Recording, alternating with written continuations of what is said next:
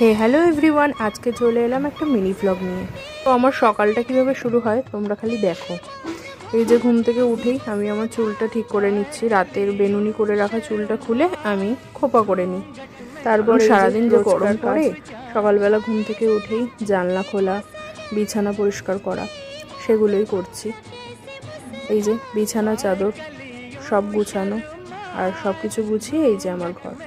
তারপরে ব্রাশ করতে চলে এলাম। ব্রাশ করতে করতে একটু নেচেও নিলাম, মুখ ধুয়ে এই যে চা করতে চলে এসেছি। আমি সকালবেলা যদিও গ্রিন টি খাই, তো গ্রিন টি খাওয়ার আগে আমি এই যে জল খেয়ে নিলাম বেশি করে।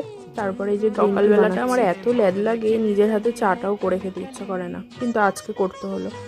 এই যে গ্রিন টি করেছি, তারপরে গ্রিন টিটা ঢেলে নিলাম। সকালবেলাটা না আমার, আমি চা খাই আর তোমরা আমার চ্যানেলটাকে সাবস্ক্রাইব করে দিও। টাটা।